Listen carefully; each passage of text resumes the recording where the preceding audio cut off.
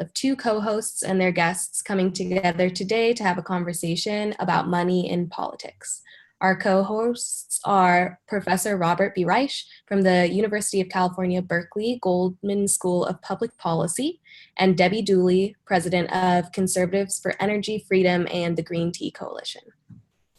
In Living Room Conversations, a small group of people come together either in person or using technology like we're doing today to share different perspectives on a chosen topic in a friendly conversational way. Today, we will be following the conversation guide developed by Living Room Conversations on the topic of money in politics. Living Room Conversations are free and open source, and that means that anyone can visit our website at livingroomconversations.org and choose a topic and corresponding conversation guide to have a small group conversation of their own. Each conversation has the potential to bridge divides, increase understanding, and lay the groundwork for collaborative problem solving. We'd like to thank all of our guests for being part of this conversation, and let's begin with introductions. So everyone can take a moment to say who we are and a little bit about what we're up to these days. Hello, my name is Julianne Thompson. I'm from Atlanta, Georgia. I am a former legislative aide in the United States House of Representatives Judiciary Committee and Subcommittee on the Constitution, and former communications director of the Georgia Republican Party. I've been involved in politics since I graduated from college in 1995, and I'm very happy to be with everyone today. Thanks. I'm John Gable. I'm a techie originally from Kentucky, though I live in San Francisco now. Was product manager for Netscape Navigator way back when, and Microsoft Office before that. But I'm now a founder of All Sides, which actually automatically pulls in points of view from left, center, and right, and shows them right next to each other, and working to have people hear and understand each other, not just different points of view, but each other. In a previous life, to your thrill or horror, I worked for Mitch McConnell and George H.W. Bush. And so I was definitely grew up as a Republican in what was then a blue state in Kentucky. Oh, Debbie, you're on mute. My name's Debbie Dooley. I'm one of the national founders of the Tea Party movement. I've been a political activist for over 40 years as a volunteer. I currently live in the Atlanta, Georgia area where I'm very active. I believe some of the things that are important to me are Alabama football, Roll Tide. You're laughing. University of Kentucky basketball, go ahead. Okay. My faith, my family, and my country are the most important things in my life. I'm very active. I'm one of the co-founders of Green Tea Coalition and Conservatives for Energy Freedom. I advocate for energy choice and freedom and for clean energy. I'm a preacher's kid, so I'm originally from Louisiana, but I've lived in Alabama and in Florida and Tennessee and Georgia. So I frequently reach across the aisle and work with my friends on the left, when we agree on issues. Well, I guess it's my turn. My name is Robert Reich, and I am here in Berkeley, California. I've actually been in politics or around politics for about 50 years. I hate to admit that, but my first job was as an intern with Robert Kennedy when he was senator from Massachusetts. And but my first full-time job in the United States government was with Robert Bork, who was not only a Republican, but at that time he had taken over, those of you who are historians, remember he took over the Justice Department after the Saturday Night Massacre. And I worked with Bork for 2 years. And so I have impeccable Republican credentials, although most of my life I have been a Democrat and I've been an activist Democrat. I also was Secretary of Labor for Bill Clinton. Okay, cool. I'm Serena Witherspoon. I am about to graduate from UC Berkeley from the sociology department. I'm going to law school in the fall at a to be determined location. I work for Living Room Conversations, and I do this mostly so that I can get exposed to more political views and everything. I've grown up in Berkeley, so I'm quite in a bubble. And I also work for Styles Hall, which is a nonprofit that does Black, Latinx, and Native American recruitment on the UC Berkeley campus. I work for an organization called All of Us or None, which was founded by formerly incarcerated people and does a lot of lobbying and works on just reinstating rights to formerly incarcerated and incarcerated people. And those are my primary interests. Okay, so we can get open the guides now and start by reading the conversation ground rules. Does everyone see those? Yep. Okay, so usually we just go around and everyone reads one, so we're just all very on task. So I can start. Be curious and open to learning. Listen to and be open to hearing all points of view. Maintain an attitude of exploration and learning. Conversation is as much about listening as it is about talking. I'll do the next one. Show respect and suspend judgment. Human beings tend to judge one another. Do your best not to. Setting judgments aside will better enable you to learn from others and help them feel respected and appreciated. Find common ground and note differences. Look for a common ground you can agree on and take an interest in the differing beliefs and opinions of others. Be authentic and welcome that from others. Share what's important to you. Speak authentically from your personal and heartfelt experience. Be considerate to others that are doing the same. Be purposeful and to the point. And notice if what you're conveying is or is not pertinent to the topic at hand. And lastly, own and guide the conversation. Take responsibility for the quality of your participation and the conversation by noticing what's happening and actively support getting yourself and others back on purpose when needed. Oh, right. So the background on the topic is there a problem with money influencing our elections and then influencing the actions of elected officials? And if so, are there solutions that we can all agree upon? Increasing numbers express concern at the influence of big money in elections, especially since the Supreme Court's Citizens United ruling in 2010, which allowed corporations to spend unlimited amounts of money on our elections. From another perspective, money was always heavily involved in elections, and the voice of everyone in America, including leaders of corporations, should not be restricted in the free marketplace of ideas. And what do we think? So for round one, again, just take maybe 2 or 3 minutes, and if you start going much over, I'll just raise my hand, just so that I'm respectful of everyone's time. So what interested you or drew you to this conversation?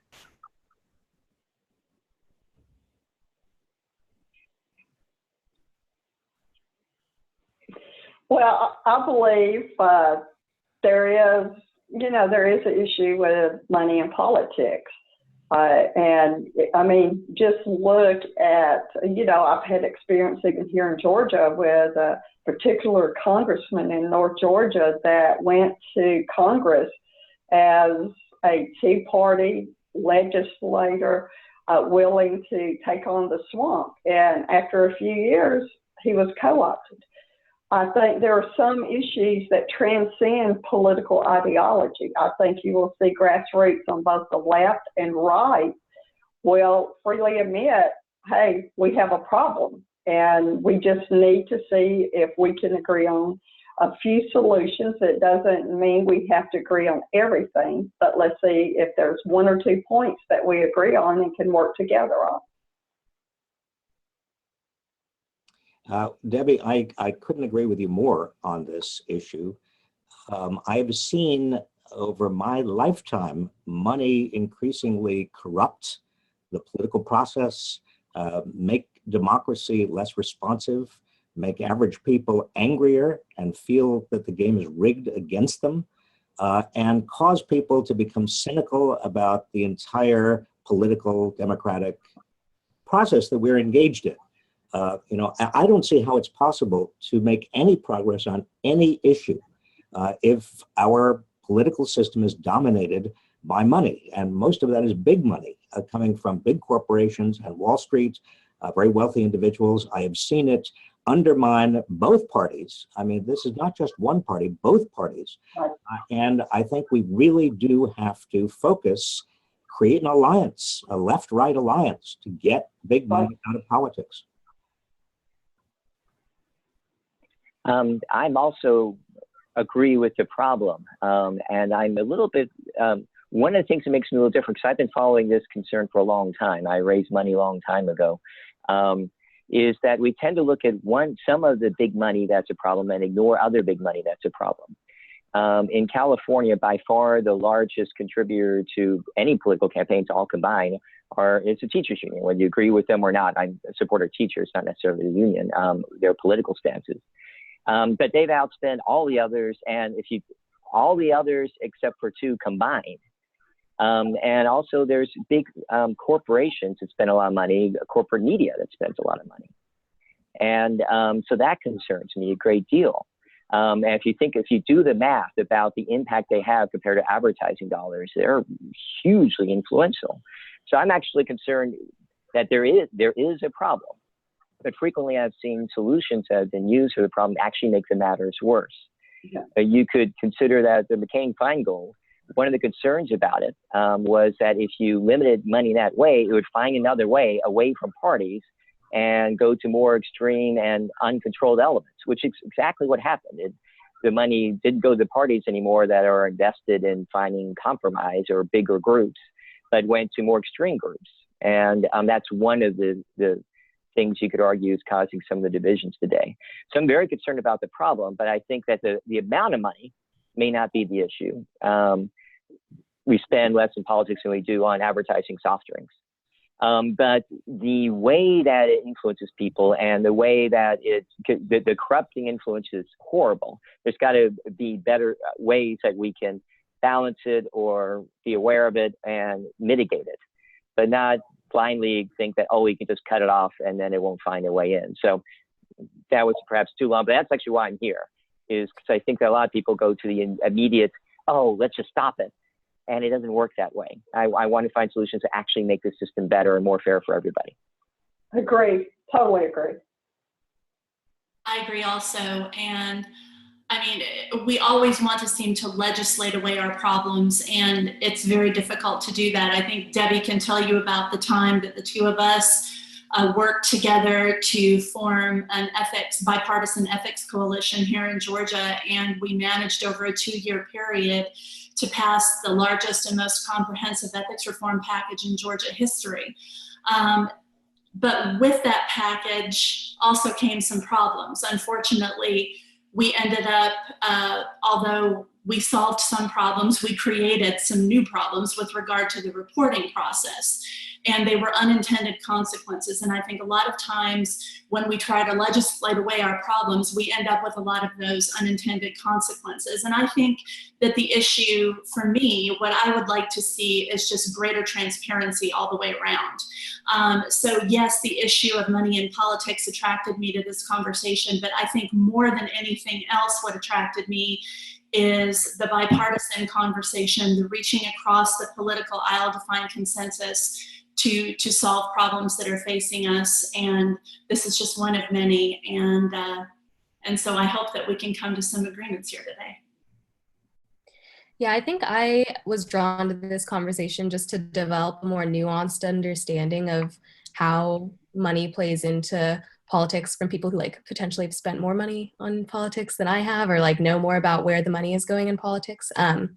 For me, I grew up in a household that was not very political ever growing up, just more, I don't know, voted very ideologically Democratic. And I think that the more I've begun to learn about politics, the more I see in my circle, people donating to campaigns or things like that. And that's not really a reality for me. I don't have excess money that I can just donate to a campaign candidate. So in my brain, it does feel like there's some power that having money does for someone when you are trying to express your political voice or get someone elected. And I would be interested to just learn more about the truth and the not truth in that. So round 2 is where we talk about our core values. So you can answer one or more of the following. What sense of purpose, mission, or duty guides you in your life? What would your best friend say about who you are and what makes you tick? And what are your hopes and concerns for your community and or the country right now?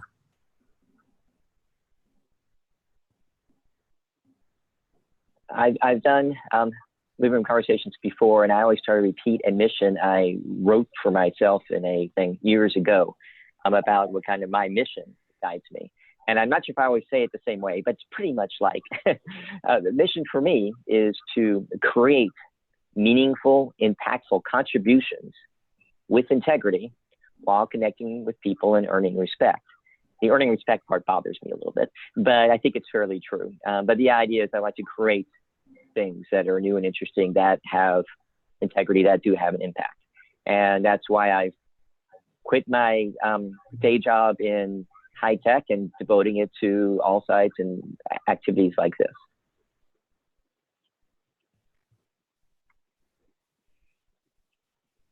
Well, I've done these a bunch of times also, and I feel like John does say the same thing every time, and I say something completely different every time.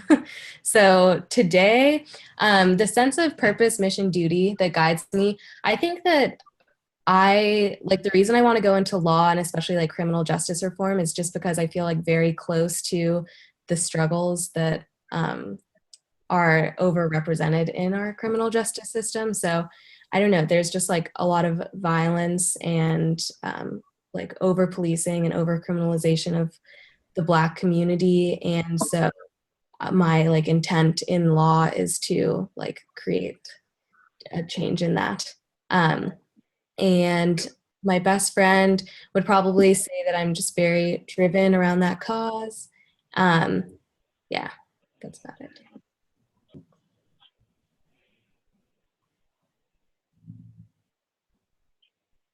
Well, I would say that my sense of purpose comes from my faith. I believe that everyone is created in God's image and everyone is deserving of respect and dignity. And I think that if my best friends were to tell you what makes me tick, they would say it is my family, it's my children, and everything that I do, the decisions that I make, the work that I'm involved in, and any media that I do, I always try to do with the fact in mind how it will impact my family, how it will impact my children, and what kind of America, what kind of society will I leave for them. And I'm just one person, but I'm a person that believes that one can make a difference. And so I would believe that my family is what makes me tick. Well, what makes me tick is kind of easy. I changed my perspective on a lot of things and began to get concerned about the future when my only grandchild, he's a boy named Aiden, was born. He kind of makes me tick, just like with Julianne with her children, my grandchild does. And I am driven by principle and being successful.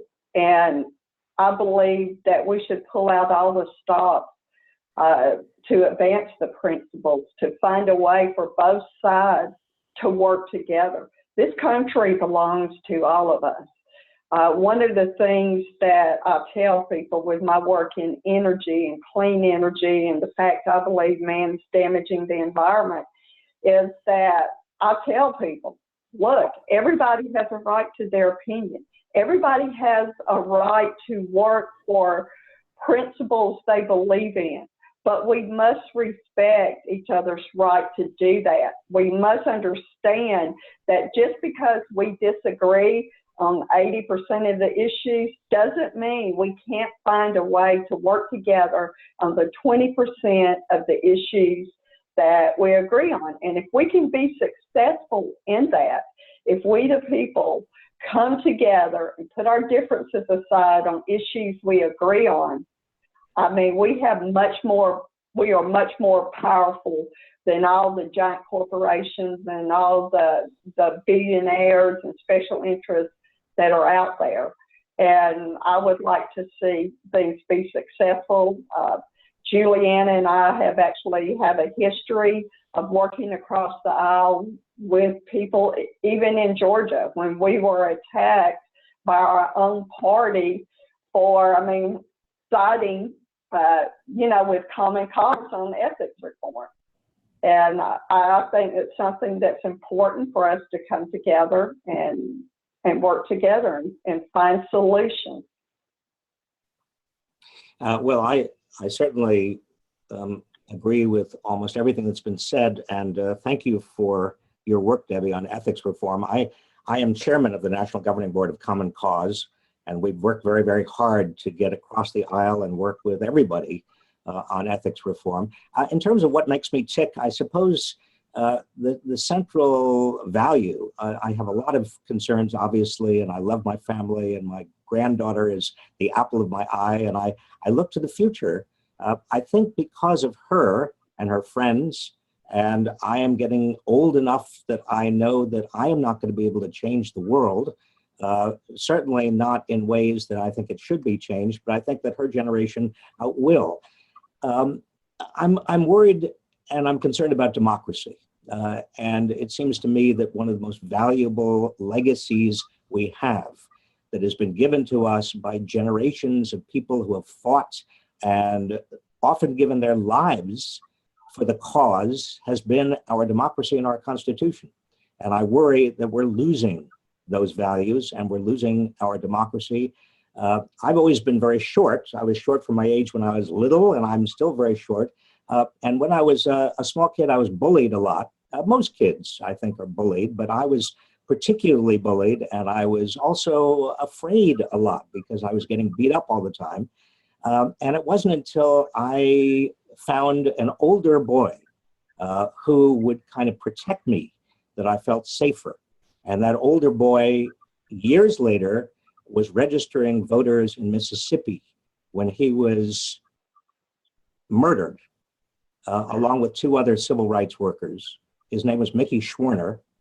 And I think that murder of my protector by the real bullies of society, people who were determined to thwart our democracy and prevent Black people from voting, I think that changed my life. And it seemed to me that one of the most important things any of us can do is to protect people from the bullies, whether they are political bullies or economic bullies or people who are abusing their power. And that's really the key to what I believe. Okay, thank you. So for round 3, that's where we start to really talk about this topic. So it's not as much like order. If you have a question about what someone said or anything like that, feel free to do it. Everyone can talk way more than once. So remember that the goal for this living room conversation is for all of us to listen and learn about where we have different opinions and where we have shared interests, intentions, and goals. So answer one or more of the following questions. When it comes to money and politics, what is your primary concern right now? Do you see money in politics influencing elected officials and policymakers? What specific stories can you share? What in your life has been impacted by money in politics? What would you like to see happen about money in politics? And where is the issue of money in politics on your top 10 list of concerns for the country is what we usually say.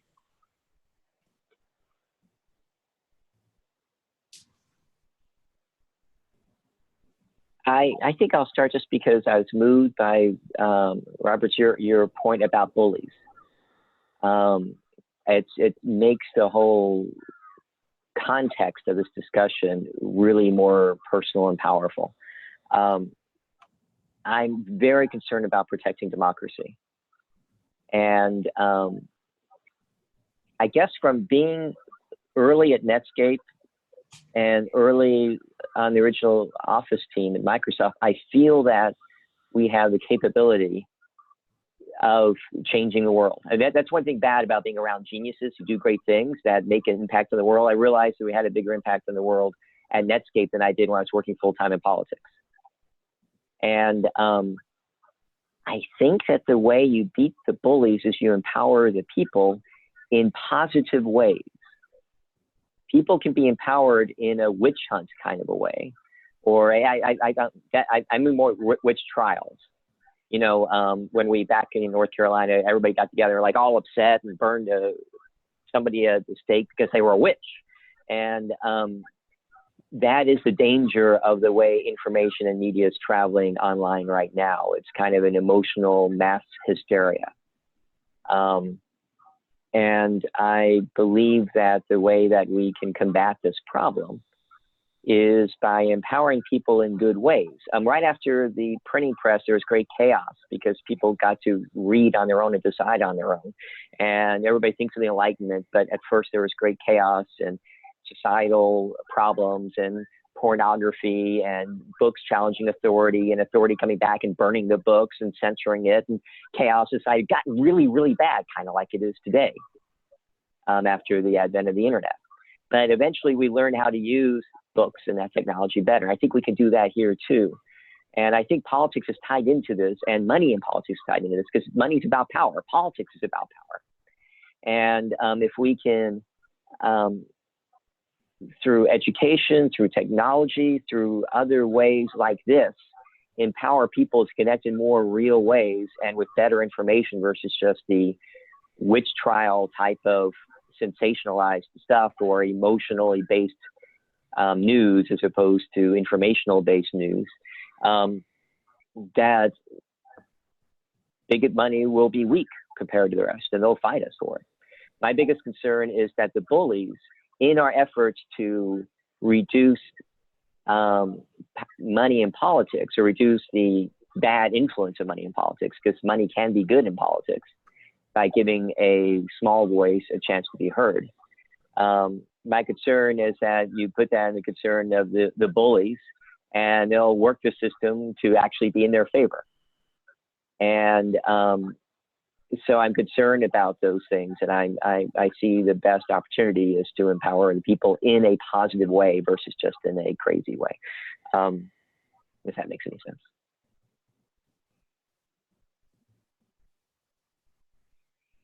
Well, it makes perfect sense. And to follow that, whether it is our children being bullied on social media, talking about technology and money, whether it's our children being bullied on social media, or whether it's adults hiding behind a keyboard and blindly abusing each other on social media, it's certainly technology and social media has been both a blessing and a curse to people and to politics.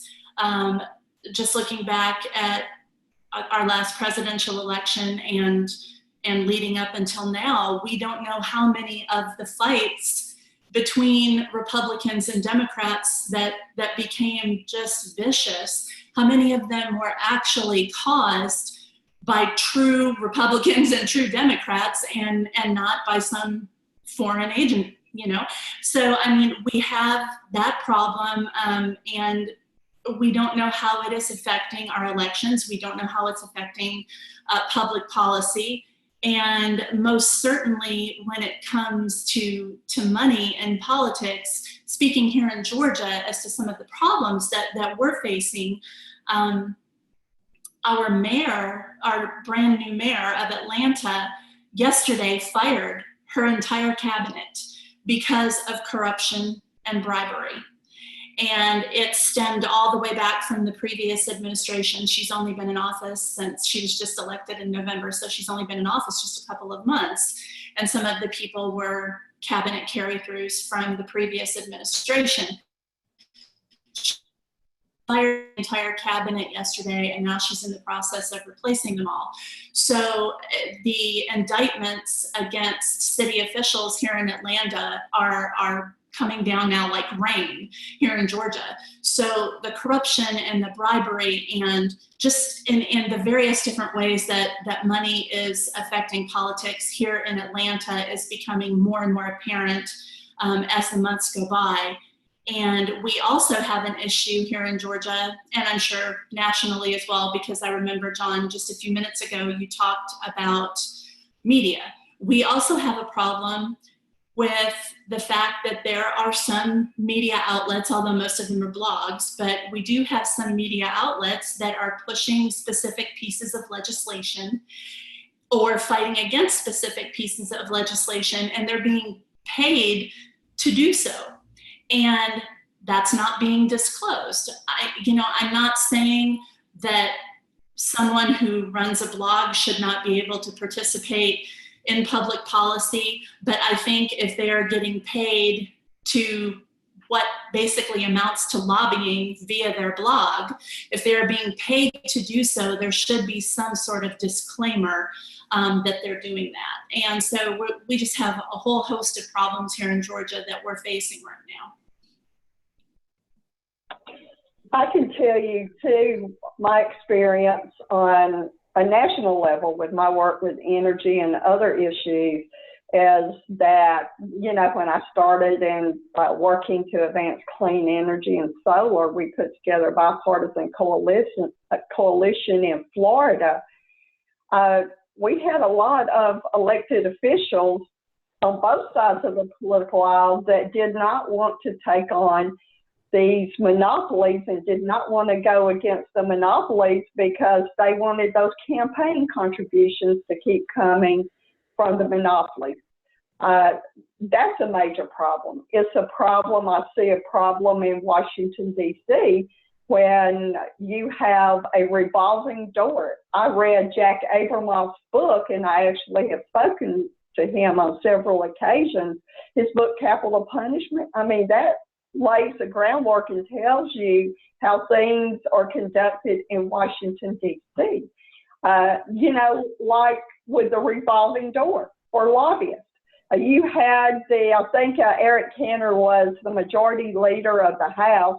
When he was defeated for re-election, he immediately, within a few weeks, became a lobbyist.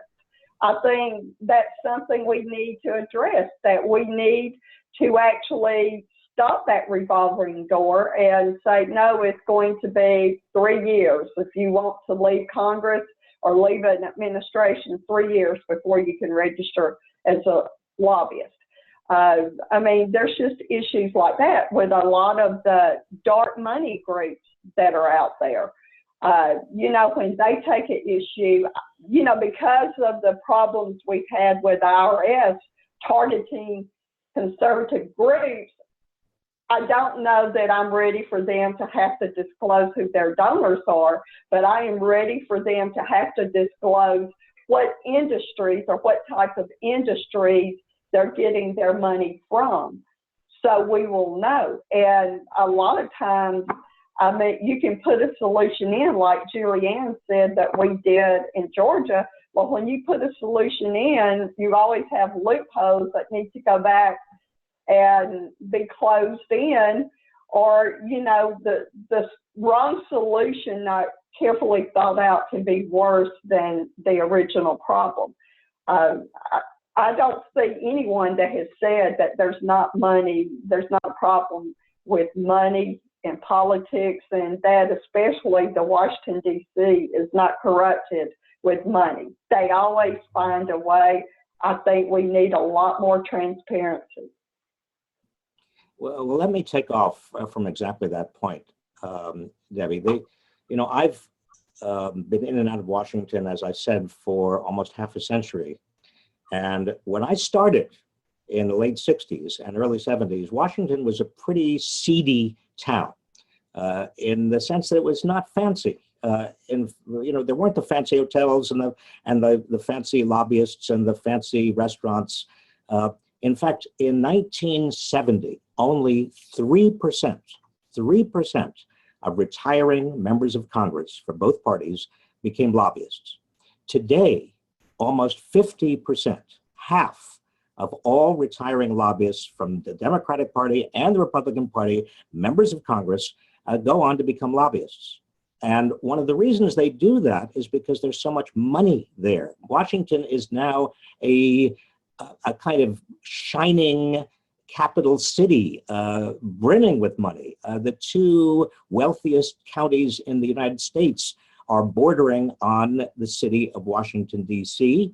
Money has been flowing in And it really started, I mean, I saw it begin. I saw it begin in the 1980s. And I'm going to pick on the Democrats right now, if you don't mind. But Tony Coelho, who is the head of the Democratic Congressional Campaign Committee, he decided that because he thought the Democrats would control the House forever, that there was no reason why the Democrats should not go to big corporations and Wall Street, just as Republicans were going to big corporations, Wall Street, to get their money.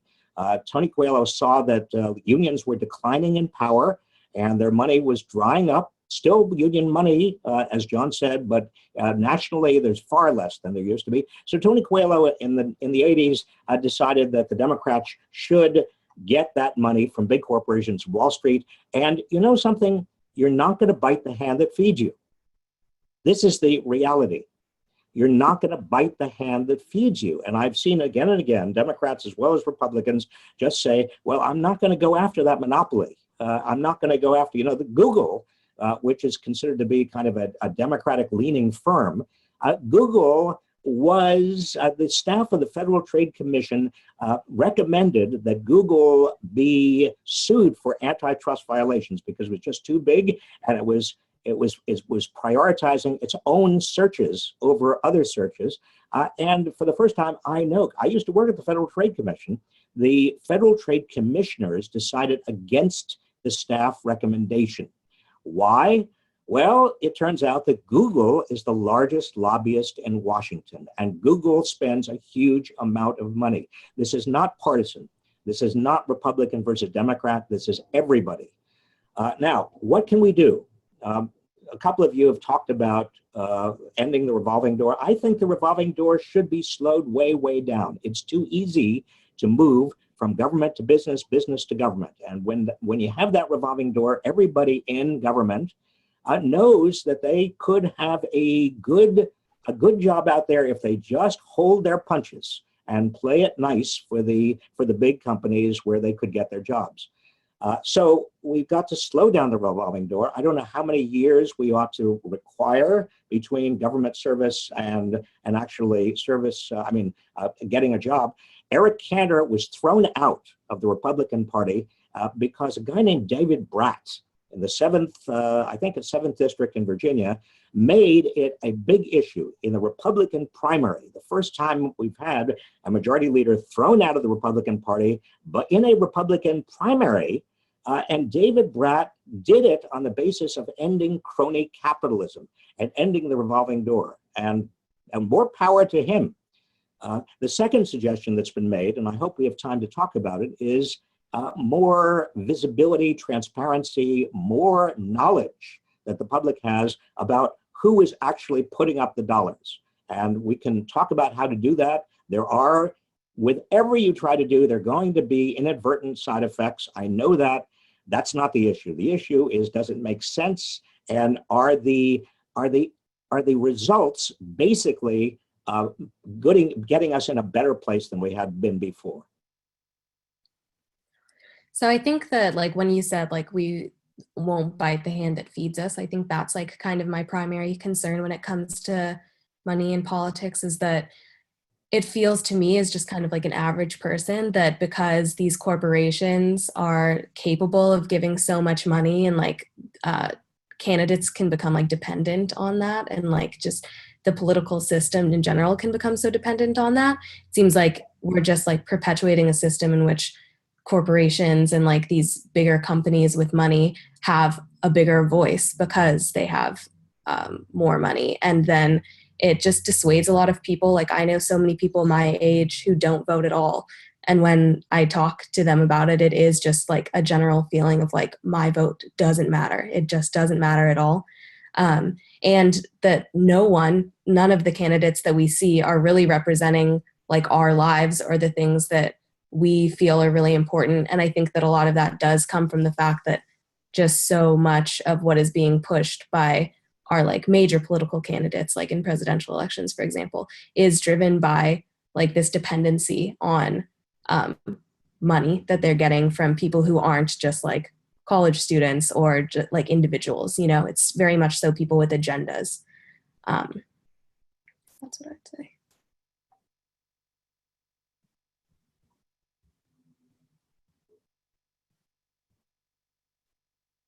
We continue now. It's just like a back and forth over like the different questions. So Rob, you had a question that you said you wanted us to talk about. Hello? Am I frozen? No, Robert? we can hear you, Serena. Okay. What was the question that you said, Robert? You said you wanted us to talk about, do you remember? Are you, Serena, you're talking to me? Yeah, you said you had a question that you hoped we had time to talk about. Well, I think that there are on the table at least two ideas about controlling the flow of big money into politics. One was transparency, and I'd like to have us talk about how we could make that money more transparent so people actually would know and be able to hold accountable where that money was coming from. And the second is slowing the revolving door. Now, there may be other ideas too. I happen to have others too, but I think since they have both been brought up by people who, in a very nonpartisan way, and I do really appreciate all of you kind of opening your minds, and I'm really delighted that this is, so far at least, very much of a problem-solving conversation, and it is not a partisan conversation at all. I'd be very interested in your ideas about how to do either one of those in terms of transparency or slowing the revolving door. Yeah, I have a unique perspective on transparency, which I like in general. But when I was 10, my dad ran for governor of Kentucky right after, as a Republican in what was then a very blue state, literally within a year of Nixon resigning. So he knew he had no chance of winning, and he wasn't ever the kind of political guy who wanted to win. He wanted to be a good representation of some ideas. But people offered him money under the table all the time to give him kind of illegal campaign funds, and being kind of a guy my dad was, he would not do it. They would not donate more than a certain amount of money, because if they did, it would have to be reported. If it's reported, the other side would basically have an enemies list. And a lot of these people had to do work with the government or otherwise. And so I think there's a great importance of having some transparency, but if you make it too low, there is a problem. And don't assume that politicians don't use those lists as an enemies list. Bad people do bad things. I do think there is some. I'd like to see transparency in everything from where the big money's coming from, as well as who's talking in the news and what their backgrounds are. I mean, that's what we're doing at all sides. We actually show the political bias of everybody speaking. Not that that's bad to be one or the other, just to put the two different biases next to each other, so you be aware of their perspective. So we as individuals are empowered to make decisions, and not just assume that somebody's somehow magically unbiased, which I don't think is possible. And I don't think it's bad, it's just impossible. Though it's a good place to go for. So there is some, I think the revolving door, I heard everybody agree on reducing that somehow. I think some transparency is good, but I think we got to do more than that. And I do think it's, when you look at things that have changed society, it's been all about the power of the new media to give new power to new groups. So there's kind of a new, I do see our technology, which so far is being manipulated, or we're being manipulated by it, evolving in such a way so we become empowered as opposed to drones. And I think that and conversations like this, where people connect outside of the public systems. Basically, money in general is in division. Money is in extremism. Money is in sensationalism. You make more money as a media company, whether you're news or otherwise, with more entertaining, more sensationalization. You get more votes by dividing people and angering them. And that all threatens our democracy. Democracy has always been strongest when we are educated. Democracy has always required its individuals to be strong and thoughtful and have conversations with each other. And I actually think the way to fight, to strengthen democracy and fight the power of too much money or too much power in anything, whatever lever they're using, is actually in us getting together and giving us the tools to do that in a way that frees us from these filter bubbles that are manipulated to, that people use to manipulate us one way or the other. I don't know if that makes sense or not, but I think that when we think about solution, I think of power of people against the power of money and big power politics. and doing that in a authentic, healthy, democratic way, as opposed to a riled up groups that are blindly following what enrages them the most way. Yeah, I just want to follow up on that. I mean, there is no easy answer to the transparency problem. I think, like we said, we all agree on slowing down the revolving door, and I think that that's probably a lot easier to solve than the transparency issue, which is something that Debbie and I worked on with our ethics reform package here in Georgia. She mentioned, I think the two of us, along with two other Republicans, are the only Republicans to ever receive the Democracy Award from Common Cause for our work on ethics reform. But with that bipartisan work and with the success of the bill in politics, what we were trying to do was open up transparency for elected officials that were receiving so much money from the lobbyists. And at the time, we even had lobbyists running the ethics board, and they were in charge of themselves. So it was a huge problem that we tried so hard to solve. And what actually ended up happening was the legislation started out one way in the Senate, went to the House, some other things were added, and then when it all came together for conference, some of the stuff was good, some of the stuff was very bad. And we're talking about some of those unintended consequences. And one of the things that was done retribution-wise for a while until it was changed, activists were supposed to register as lobbyists. And they put these very unrealistic dates on disclosures. You have to disclose the 1st and the 15th of every month. If you are a day late, it's a $250 fine. If you are 2 days late, it's a $500 fine. If you are 10 days late, it's a $5,000 fine. And if you go over into the next reporting period, it can go upwards of $10,000. And that was done as retribution toward us and toward our coalition, because they wanted to make activists register, and they knew that a lot of them couldn't afford to do so. And they knew that a lot of activists were elderly, and they didn't really have the knowledge of the technology that they needed to register. And they wanted to make the fines so astronomical that people would be angry with those of us who actually pushed for ethics reform rather than solving any problems. So they're not easy to solve, and the only way that we're ever, I don't know that we can ever completely get rid of corruption in politics, but our goal is to certainly try and do that. And I think when we bring both sides of the aisle together like this, and when we all admit that our party, that all of the parties, both parties, have problems when it comes to corruption, I think that is definitely the first step.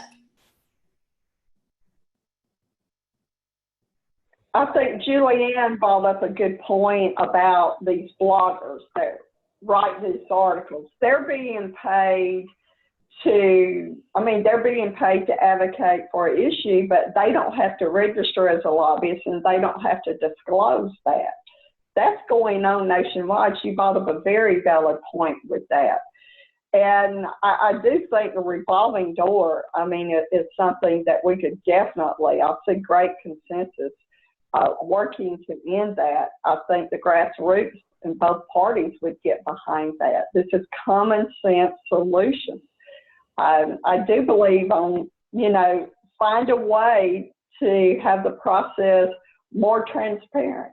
If you got a group that all of a sudden you have a group that's out advocating, and I see it all the time with my work with renewables and solar and different things in different states where, a group all of a sudden will come in and, they claim, well, we're just a grassroots group. But if you kind of go through everything, you see, they're funded by, they're not just a grassroots group, they're funded by a company or corporation are hiding money from like a lot of the, the monopolies that are fighting this. So, I mean, I think at some point we have to look at disclosure. And I think when it comes to disclosure, even if it's just like a blogger, like in Georgia, he's being paid for an issue, he should have to post this disclaimer, hey, I'm receiving money for this, something that simple, and just take incremental steps. I think the revolving door is something that I think we would get a lot of agreement and support for if we actually approach that as well. Let me respond to the idea about bloggers disclosing. I think that's a good idea. I think everybody who is getting money for making political commentary or making whatever kind of political interventions they are, if they are actually doing it on the basis of money that they are raking in, they should disclose that. Why not disclose it? I mean, and whether it's on the internet or any place else. John, you said before that you thought it was important to keep track of people's political bias. I don't know what political bias means. Maybe that means values. But I think it's more important, or at least arguably more important, to keep track of where the money, follow the money trail. I mean, we now have dark money in this country, and dark money is defined as a lot of money that goes into political campaigns where there is absolutely no idea where it comes from. Both parties are doing it because it's funneled through front groups that are called social welfare organizations that are not social welfare organizations, that are basically front groups for a lot of big money that they simply don't want anybody to know where the money is coming from. Let's get rid of dark money. Let's make sure that these front groups have to reveal where their money is coming from. That seems to me to be a no-brainer. What do the rest of you think? I agree. Go, Debbie. Okay, I can tell you I would have a problem at this time with actually saying this company gave this because of what happened with the IRS targeting Tea Party groups and because of the retribution. I think I wouldn't have a problem with saying, okay, if it's over a certain amount, this industry gave this much to this group. You know what I'm talking about? The industry or the special interest gave this much money. This group is funded by this special interest. And just put in, not the name of it, but just the industry that they actually gave the money. Debbie, let me just follow that up because I'm not sure I understood your point. And that's probably because I just didn't get it. You're saying that we shouldn't require that individual companies, let's say even over a threshold, maybe the threshold be $100,000. We shouldn't require that they disclose that they are contributing to a political front group, dark money that will never be disclosed otherwise, because of retribution. I want to understand what that fear is. The Tea Party. I mean, we just won a lawsuit against the Tea Party groups against the IRS because we were a Tea Party group and there was retribution from the IRS. There were certain groups that were targeted that had Tea Party in their name for extra scrutiny, slowing down the process, things like that.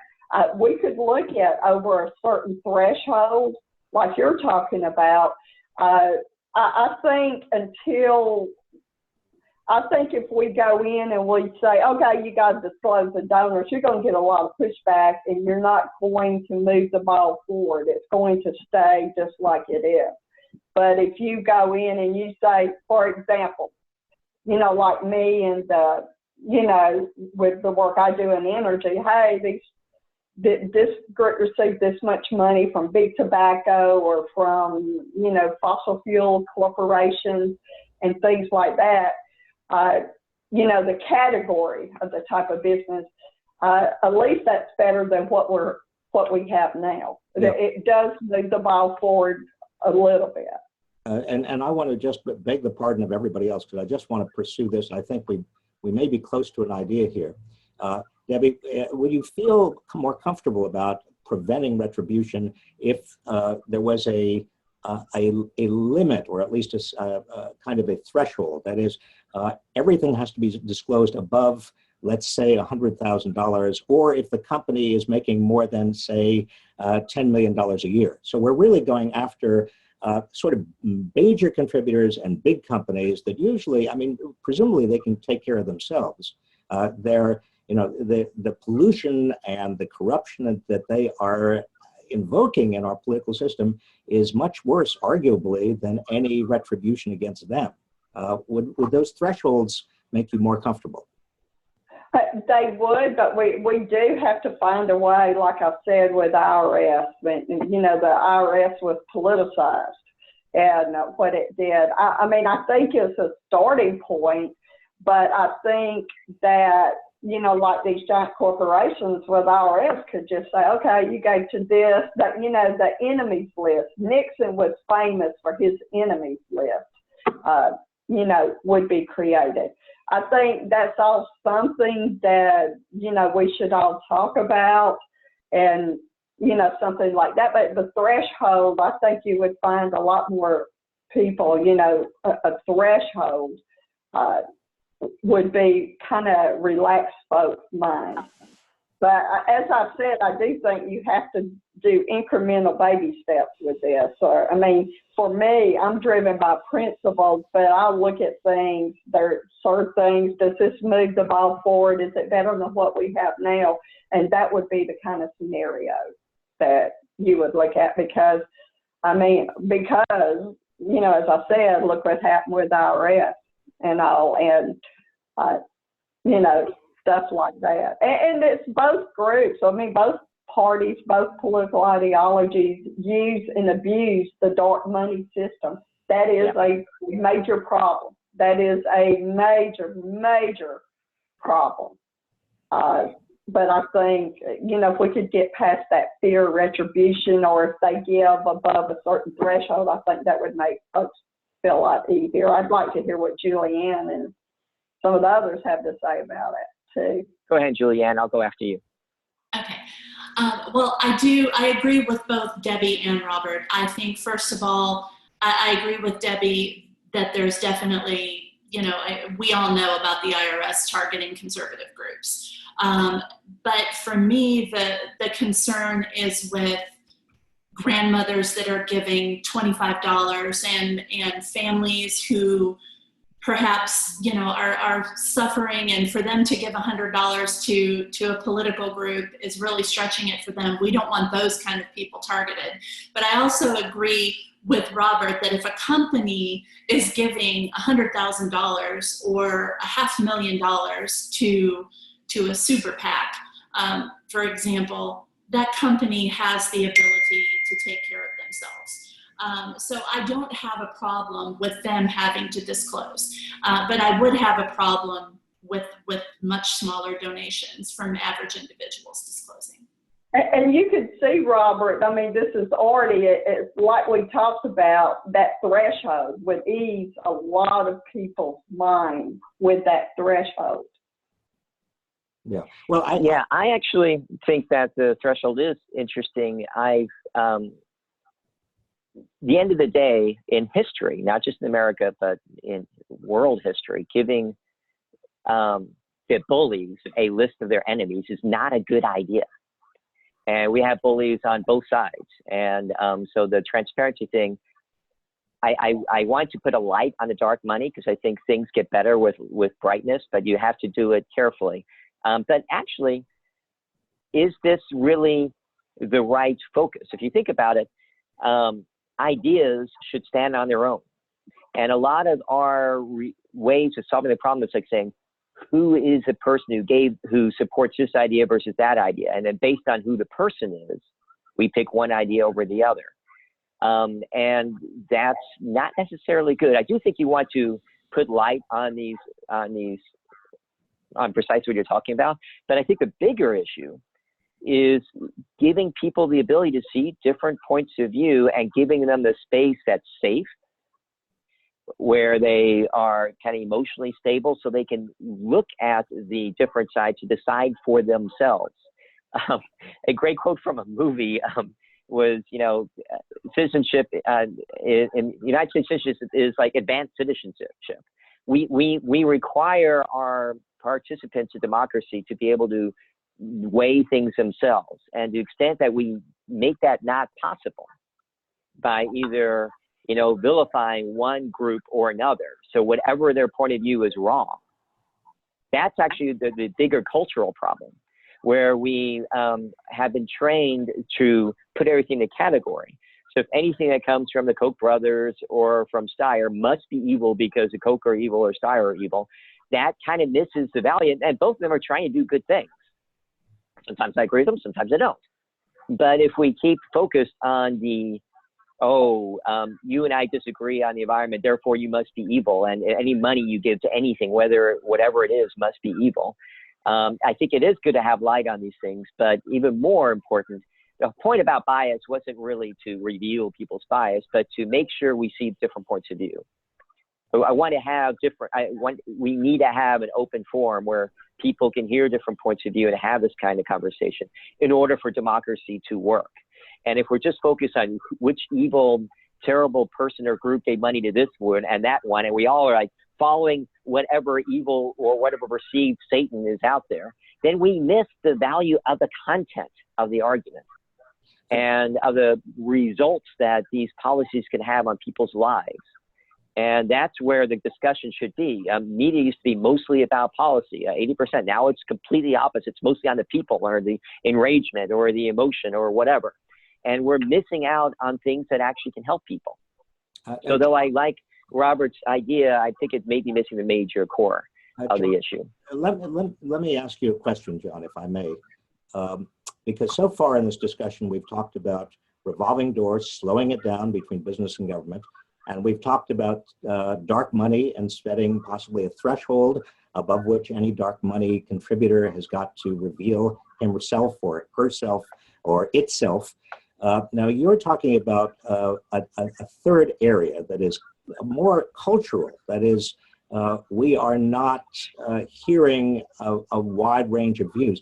Do you have a specific recommendation, a specific policy, something that we can put on the table? I think you're right, but what I'm grappling with right here and now is trying to envision what you're recommending.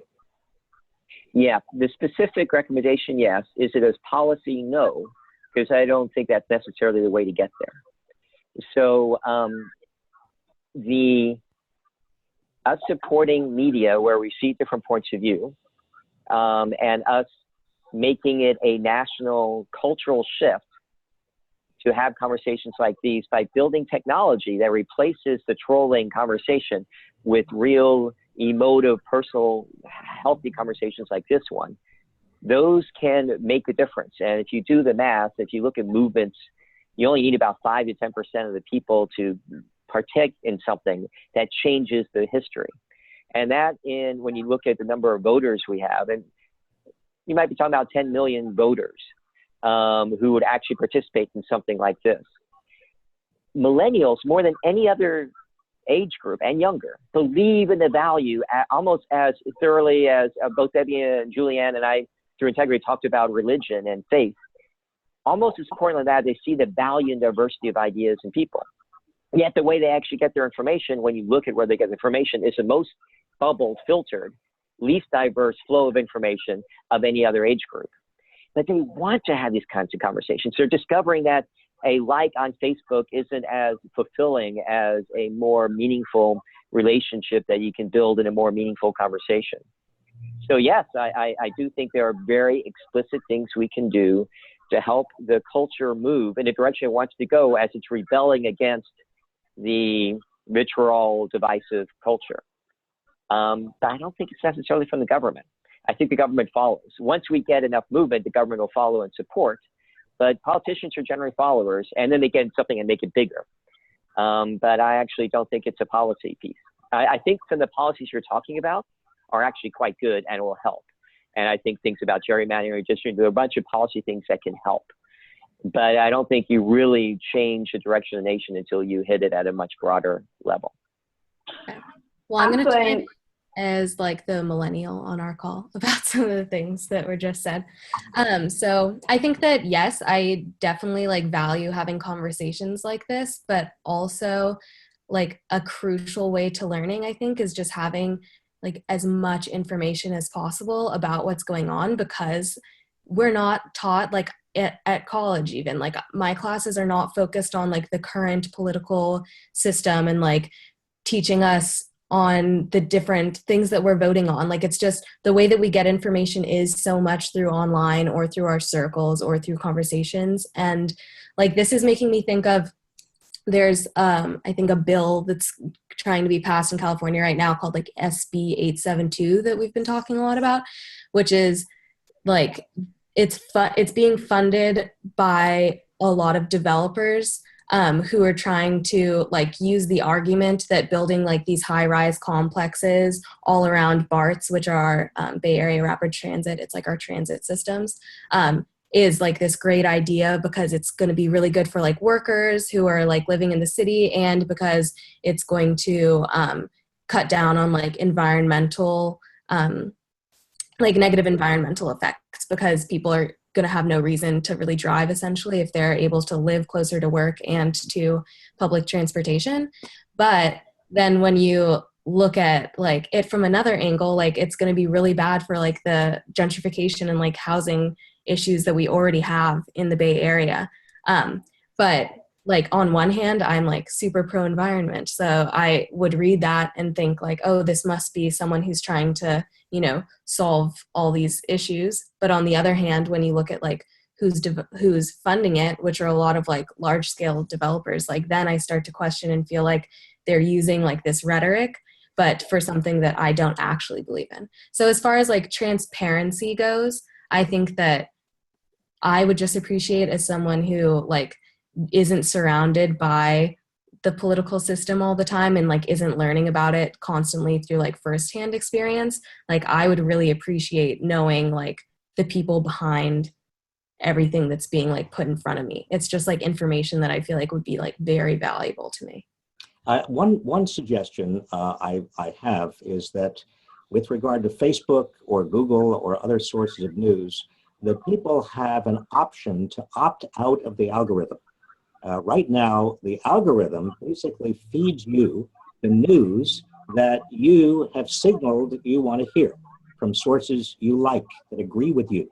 So what we have is 2 or 3 completely different soundproof echo chambers in which we are just hearing things that we already have shown the algorithm we want to hear.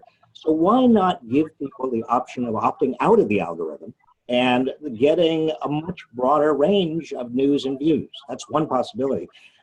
Another thing that I want to get your views on, all of you, is public financing of elections. What do you think about it? Some states are moving forward on that. The idea is that, for example, if you're running for office, you've got a lot of small donors, you can get some help from the government with regard to the financing of your campaign. If you don't have those small donors, you can't. The design of those systems, and it's worked pretty well, fairly well in some states, is to encourage small donors and discourage big donors. What do you think? An example of public financing was right after McCain-Feingold, and John McCain ran for president, and Obama opted out of those limitations and spent twice as much money as John McCain did in that election. The idea of it's interesting. I don't like the government being the source of power. I think that Republicans generally are concerned about government power, and some progressives, and progressives in general, it's not fair to say overall, are concerned about the power of business. I'm very concerned about when business and politics get together. And I'm not sure if I have that much faith in public financing in that I think it could be manipulated in different ways. And I do know that there's a lot of public and media support around public financing, but when you limit the influence of dollars in that sense, you essentially strengthen the power of the media. And if you're in an area that's dominated by conservative media, as a progressive, you wouldn't like that. If you're in an area that's dominated by progressive media, or the other way around, but you don't. It's scary. I get the idea of public financing. I'm not sure if I've seen it work entirely. It's a scary thing. It might help. It might not. I have lots of yellow flags around it. I understand the good intent of it, but like Milton Friedman used to always talk about, you have this great idea. I remember being very upset that Microsoft was essentially breaking antitrust laws when I was working at Netscape, and talking to Milton Friedman, the economist, and saying, this is what you should do. Here's exactly how you can do it in a way that protects competition, blah, blah, blah. And he said, John, great. I'm sure whatever idea you have would work, except that's not what the government would ever pass. Whatever good idea you have, when it actually gets to the government, gets passed, there'll be this horrible thing. And eventually, there is a market breakage here with Microsoft, but eventually that'll fix itself. Not now, and it's broken right now, but eventually it will. But once you put it in law, it'll stay there forever. And whatever broken thing you have will stick forever. And interestingly, shortly after that, during the negotiations in the government suggested that to punish Microsoft, they make them give a lot of free software to schools, which sounds great. But at the time, the only industry that Microsoft did not own was the education industry. So their punishment would have given them a new monopoly. So I'm suspicious. I'm not a no on it, but I'm like it's scary when the way it's actually implemented and what it might have an impact for, which is why I keep going back to cultural change and changing the way we get information and the way we interact, because I think that's our more likely success. I feel that people are better educated on different sides 200 years ago when people came on horsebacks with pamphlets than they are today, because of the power of the filter bubble and the way we flow information one side or the other. From a practical standpoint, you were better educated when I was a kid using microfiche, or when my great-great-great-grandfather was getting a pamphlet in New England or something. In many ways, they were better educated and better prepared to participate in democracy than we are today. I do like your idea about the opting out of the algorithm. That's interesting, or being anonymous to advertisers. Those are my thoughts about that. And I do agree about being better educated, but, the thing is, I think if there's issues going on and a group's advocating on behalf of a certain issue, that, if these special interests are giving tons of money to this dark money group, I think that's part of the education process. People need to say, wow, this group that I trust is telling me this, but if I see they're getting money from this group, I'm going to think, well, they're suspicious, so I better do my own investigation and educate myself. And I think knowing what special interests are giving money to a lot of these groups is part of the education process.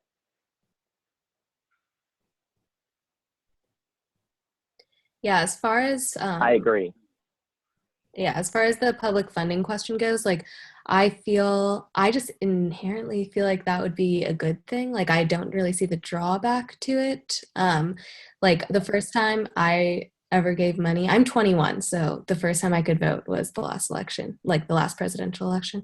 And I gave $5 to Bernie Sanders' campaign. And I know that doesn't do anything, really. But I feel like if I felt like that was somehow being matched, or it was it just meant a little bit more, I think that I would be more likely to continue to give money to campaigns, and I think that it would just encourage more people, regardless of their party, to just poor people in general, to just feel like they have more of a voice in the political system. So it seems like a good thing to me. Just to support that, I like the idea of being able to say, I'm going to reduce my taxes by $10 and devote that to a candidate or something like that. There are some things I think can encourage participation. And Serena, I'd say your $5 is more meaningful than a lot bigger checks, because you're committed to politics by putting money into it, and you're in it for good now. And that's a great thing for our democracy, way beyond the value of $5. But I just don't know if it means more like in actuality, you know? Well, I think that, Serena, you mentioned Bernie Sanders, and quite apart from what he was advocating, let's put that to one side. Let's just look at his campaign. That campaign was built on small dollar contributions, and it was quite historic in that way. I was amazed, frankly, because I've been in or around presidential campaigns for many, many years, and I hadn't seen a campaign that was based around small contributions. And indeed, Bernie Sanders ran, if you remember, on one of his major planks was getting big money out of politics. And he showed, I mean, nobody thought that somebody like Bernie Sanders, who did not fit the description of any politician I've ever seen before running for president, could win something in the order of 22 states in the Democratic primaries. What that gives me encouragement about is that this theme we're talking about, getting big money out of politics and relying on small donations instead of big donations, may potentially become a winning theme, because so many people, Serena, like you, so many young people particularly, but I think all of us, are so sick and tired of the effect and influence of money in our political system. I agree with everything you just said. I think it's very cool, regardless of whether you support Bernie or not. It was interesting, and to me, that shows the power of individuals having, because I think like every person gave $5 to Bernie Sanders also probably worked 50 hours. I mean, maybe not, but they talked about it, included. That is powerful, and enabling and strengthening that in a way that's truly free, where people really get different points of view rather than just being the manipulation of masses, which is why I feel most of presidential campaigns are about. When you can really make it something that's going from different sides and listening to each other, I think that is an opportunity that we have. Okay, I want to just be cautious of time, so we can start to close out this round if anyone else has something that they want to say, or else we can move into the reflection round. Reflection? Yeah? Okay. So answer one or more of these following questions. In one sentence, share what was most meaningful or valuable to you in the experience of this living room conversation. What learning, new understanding, or common ground was found on this topic? And has this conversation changed your perception of anyone in this group, including yourself?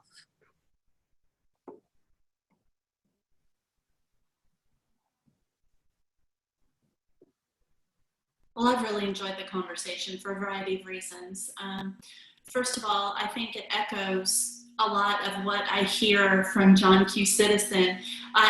Throughout the presidential election, all the way until now, I have tried to gauge public opinion not by what I hear on the news, because all I ever hear on the news anymore, like we talked about before, you can find your echo chamber on a media outlet no matter what your political views are. But if you really want to find out how America feels, go to a baseball game, go to your child's basketball or football game and sit there on the bleachers and talk with the parents, and you'll find out how America really feels.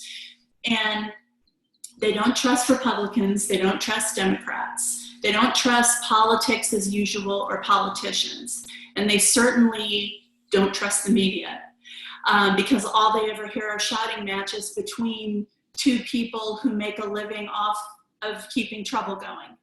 And so what I've learned from this conversation is what I think America would like to be hearing more of, whether it's in the media or however we can, get this out to a broader base of people, because they want to hear solutions. They're not hearing solutions right now. They're only hearing arguing. And I think that what I would really like to see happen with this, of course, I'm sure you're going to go into other conversations about other topics, which is wonderful.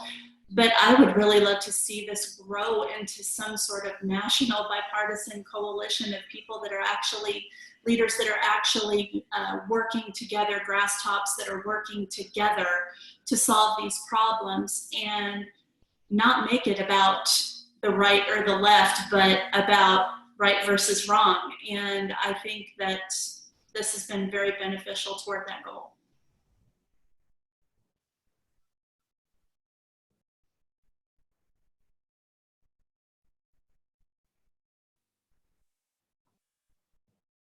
I'll go ahead.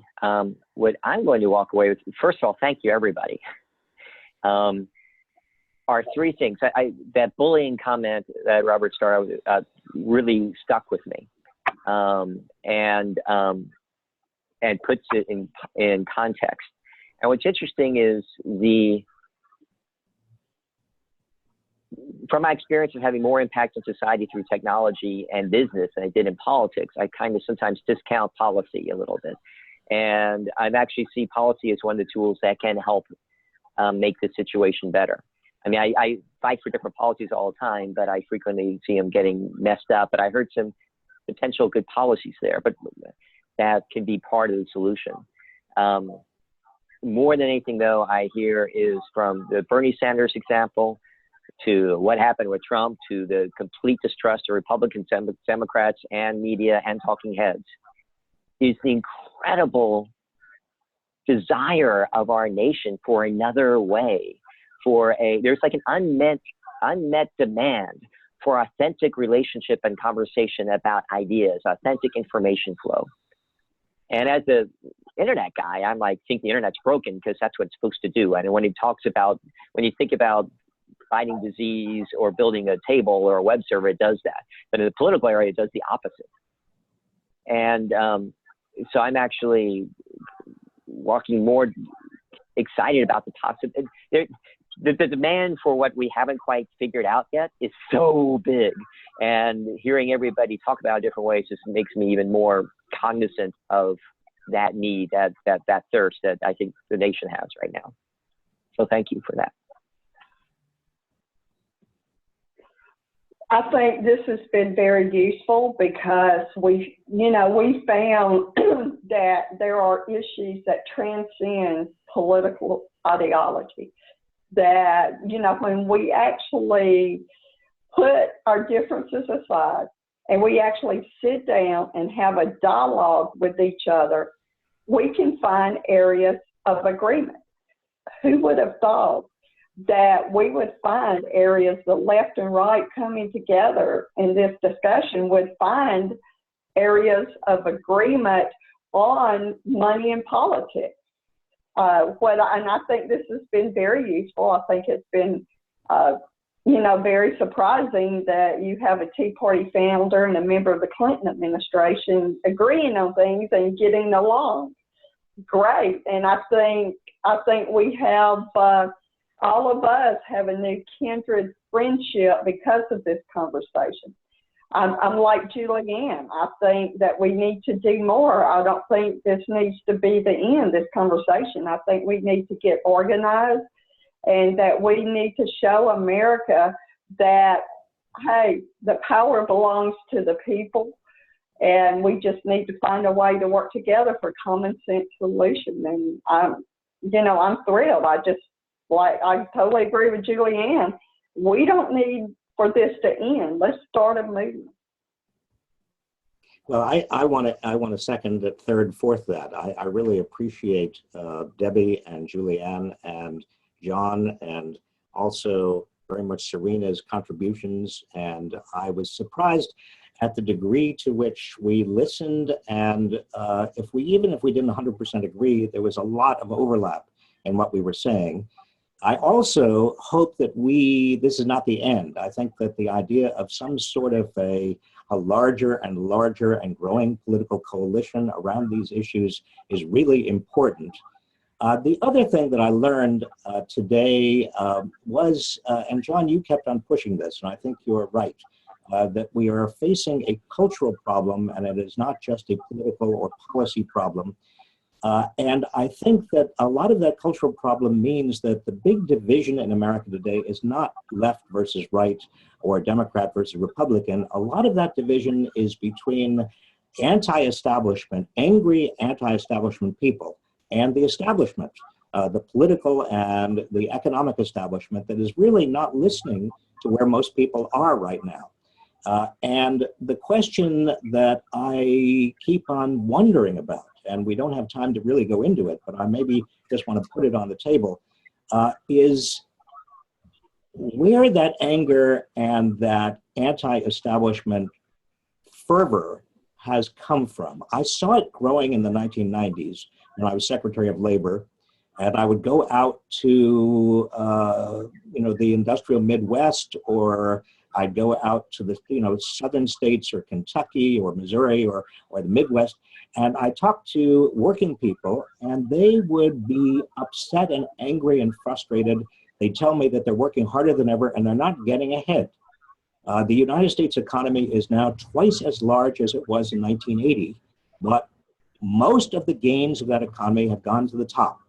And I think that, and I don't want to sound like a class warrior here, and that's not what we're talking about, but I think that some of the anger and some of the frustration and some of the sense that the game is rigged comes from average people's feelings that they are no longer benefiting from this system. And I think that Donald Trump and Bernie Sanders both, in very different ways, responded to that sense of nobody hearing what I'm saying. So I hope that we can keep all of that context in mind. And I want to, again, thank all of you for a great conversation. Yeah, I agree. I think that just what was so valuable in this conversation is that when we were like suggesting the solutions basis of the conversation, I think was really helpful, and how when we were suggesting a solution, we were able to like very calmly talk about it and like just hear people's fears around a certain subject, because I'm not exposed all the time to like the fact that the IRS was targeting Tea Party members, for example, and I can understand how as a Tea Party member that would like make you very hesitant around that subject. So I think that this format is really good at just like creating a much deeper understanding of people's fears, and also like being able to still do something around it without just letting that just completely like end the argument. So for accomplishments and next steps, what is one important thing that you thought was accomplished here? We kind of already addressed that. So you can maybe just say, is there a next step you would like to take based upon the conversation that we just had?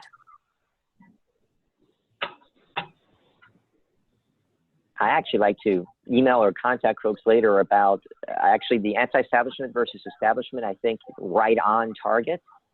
And I think that between the different folks we've been working with and the different minds here today, that there are different pieces of the puzzle we can actually address. I'm kind of like to do things. I think there are actually specific things we can do to strengthen and empower building between this rift and changing things. So if it's appropriate, I'm going to, I don't know if it is appropriate, Serena, because it's just connect people through email afterwards, because I'd like to actually do something specific or talk about what makes sense for us to do. I think that's very appropriate. I think that this conversation, I mean, we got along with all of us were respectful. We got along. We're very passionate. I think this was just not just a kitchen table conversation. I think this was the beginning of a new movement. And I think we need to move forward on this because, if you really want to change things, one thing that I've always said and always heard, if you really want to change things and change America, you do it from the bottom up, not the top down. So I look forward to working with all of you. And I've really, really enjoyed this conversation.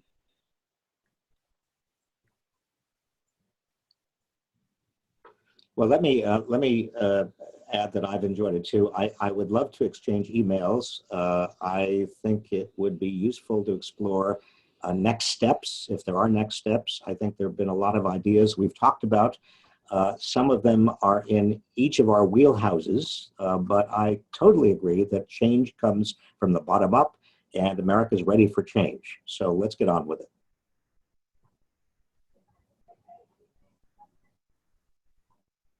I probably already answered it in my wrap-up question before, but I just want to echo what everyone else said, that I really appreciate the opportunity to be able to be part of this conversation. And I really hope that we can turn this, like Robert said, into the next steps of coalition building on a national level, because I believe that this is what the American people want, are real life solutions that actually solve problems for them and not just talking heads on television. So I'm very appreciative, and I hope it moves forward, and I would love to be a part of it. Thank you. You guys are very empowered, and building a national coalition sounds great. So yeah, I also look forward to connecting further over email, and there's a feedback form that either Mary or I will send out soon, and then she also has everyone's emails, so we can connect over there. And thank you all for being a part of this conversation, and I will let you go. Well, Serena, thank you, Serena. Moderating. You did a great job. Thank Bye, everybody. Absolutely. you. Thank you, everybody. That was great. Thank you. Thank you.